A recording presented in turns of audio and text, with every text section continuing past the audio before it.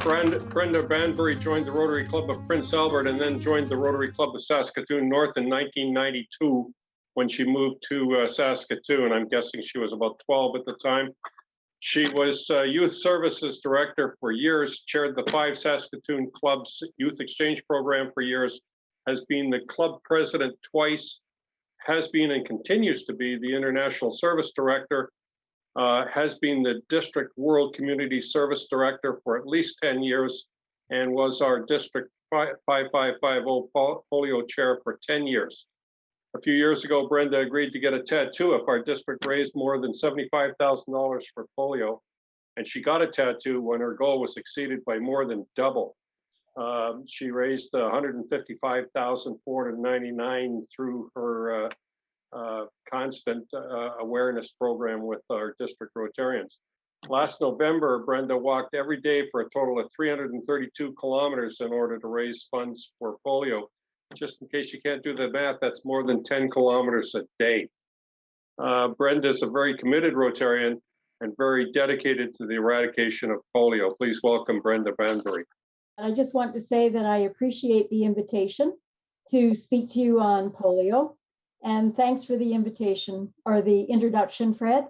I'm no longer the polio chair, but I do like doing these presentations because it gets me, it keeps me up to date in terms of what's happening. All right, so here we are.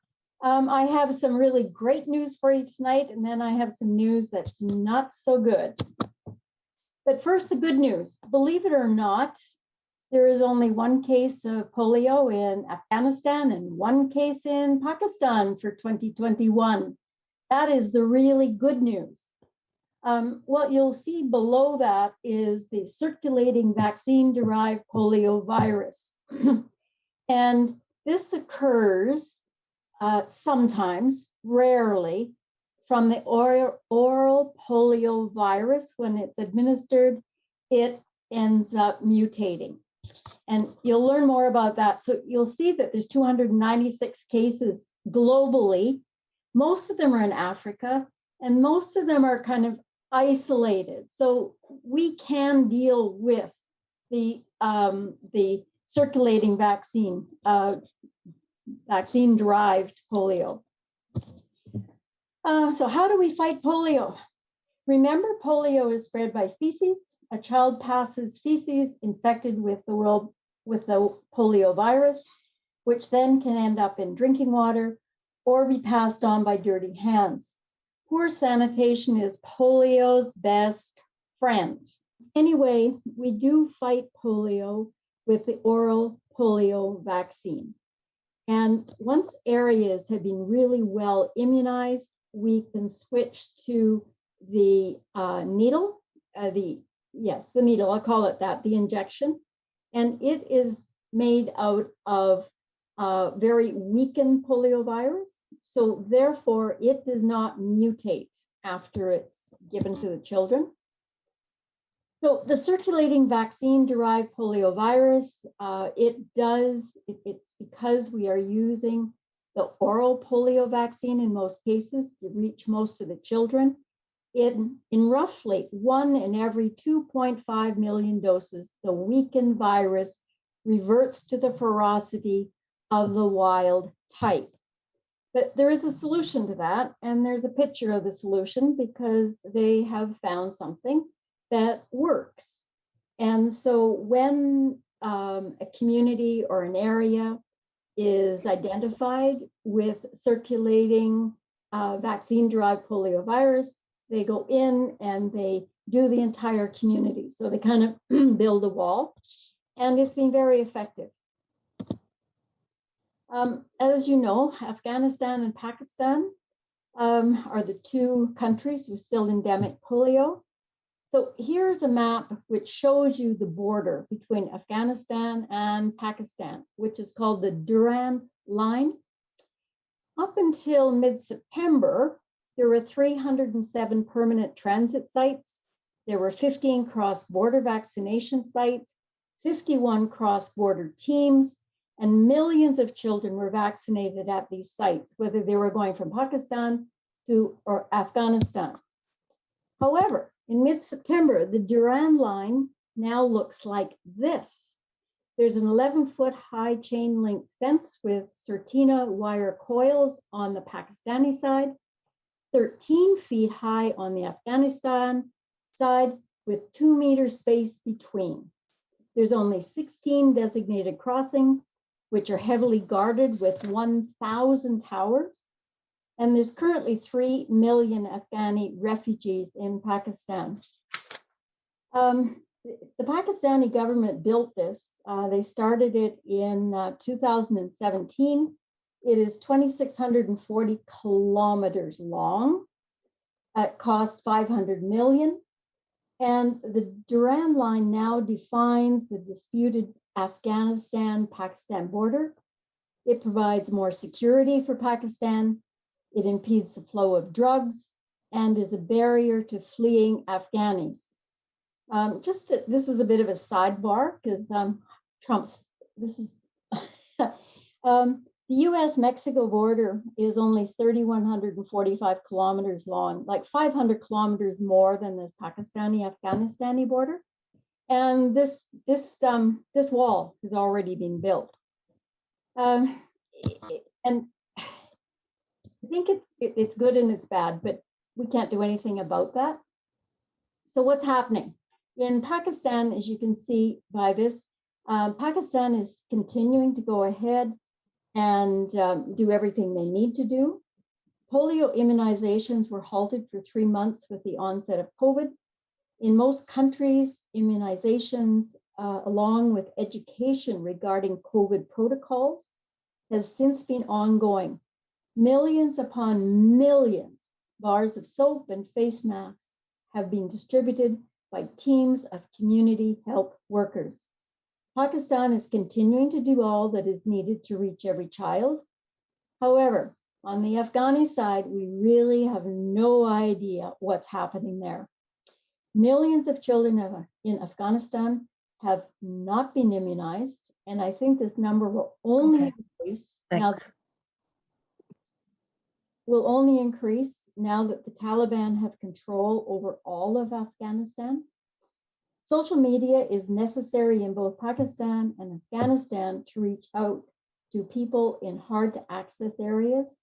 And similar to social media here, there is much misinformation on COVID and by extension, the polio vaccine.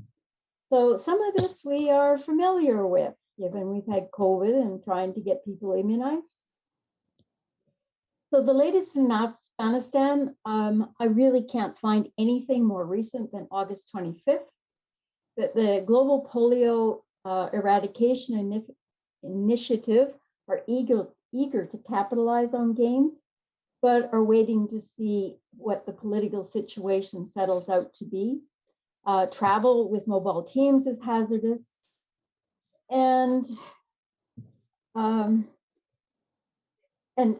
So the greatest threat to eradication of polio is in Afghanistan. The new Taliban do not appear any different than the previous one. There is unprecedented movement of Afghanis who are trying to flee the Taliban. Banks are limiting cash withdrawals. 90% of the Afghanis are starving. Teachers and existing civil servants are not being paid. Women are being told to stay at home. So who is going to risk life and limb with no pay and in constant danger to do outreach and immunize children? Sanitation and access to clean water will only get worse.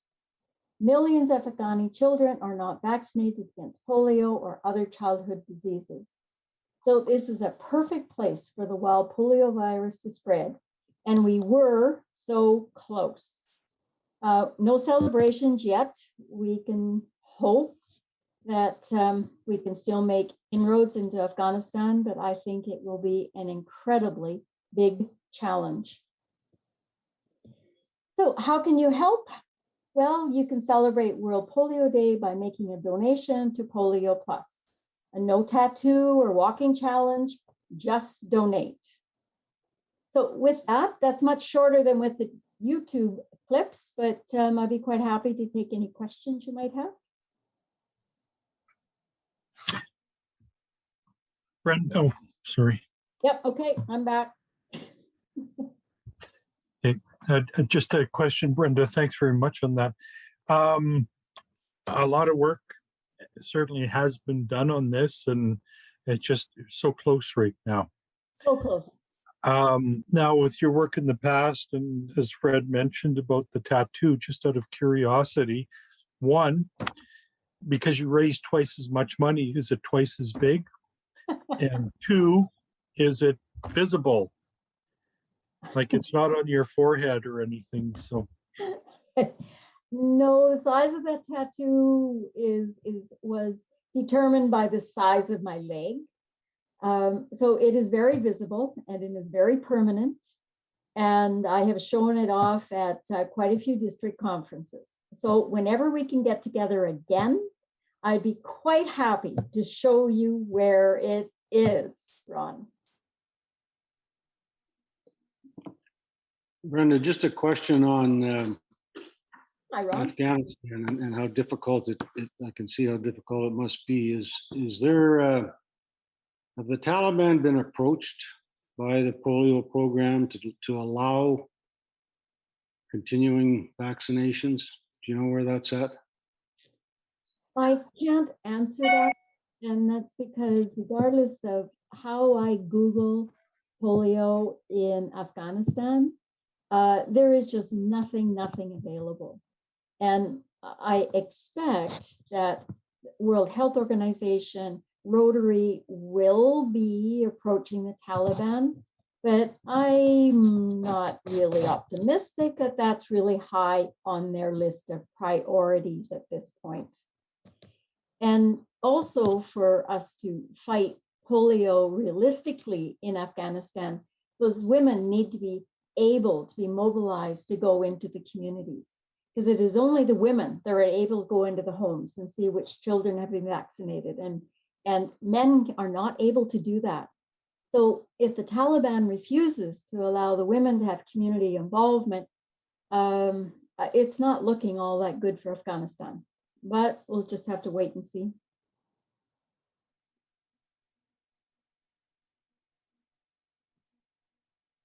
Thank you. You're welcome. I'm wondering if Gord wants to speak to what our club's doing on Polio Day on the 24th. Brenda might find it encouraging. Please tell us, please tell me, Gord. Gord, you're muted right now. Yeah, okay.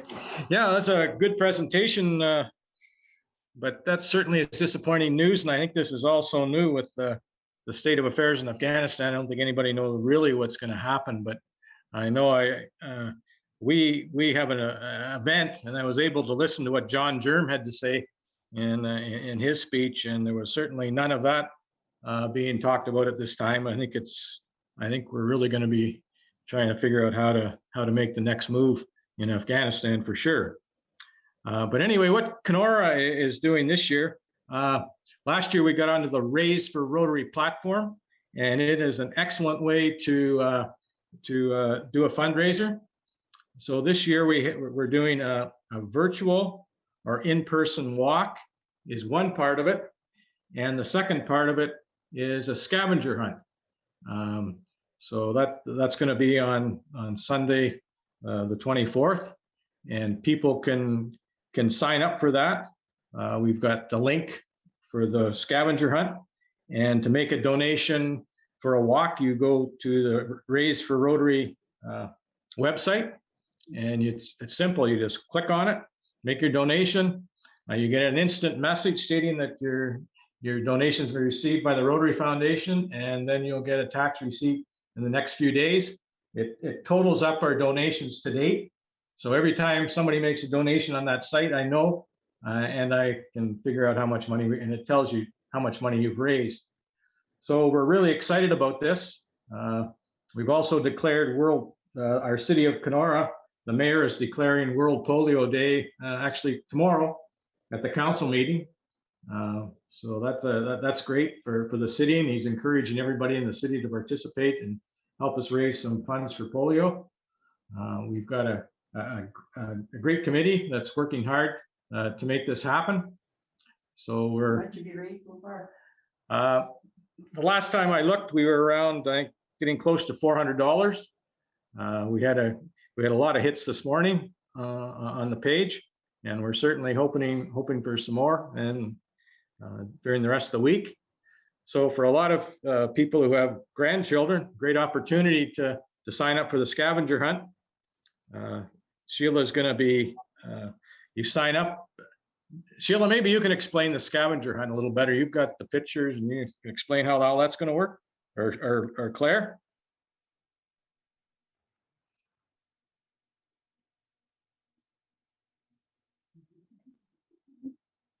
Am I not on? Sorry, I was muted. Just to make it more fun for people to come down and do the walk and participate and bring their family along or their close friends. We've developed a visual scavenger hunt. So you're going to get visual cues. And you walk around from Husky the Muskie to River Air and find the clues that are in that area. Some of them are easy and some of them are not so easy. So we just want to see how many people can find the 20 clues that they'll get. There will be a trophy at the end. So somebody that, like when we have teams that have the most number of items found correctly, there'll be a list of criteria on how they might win the trophy and have bragging rights for the year. We did develop a new registration form. So Fred, on the poster you have, we've changed the form. And so now to register your team, we're just going to use a Microsoft form. So you can go into just click on what's on the poster, you enter your team name, your lead person, who's on your team, and then how you paid and how you would like your visual scavenger hunt card. So you can either pick it up on Sunday at the Harborfront or we can email it to you on Friday. So it's that easy to join. If you want to put your team in now and you add, just let us know and we'll add people to the list. So it's quite easy. So really, it's just the click on here to register your team.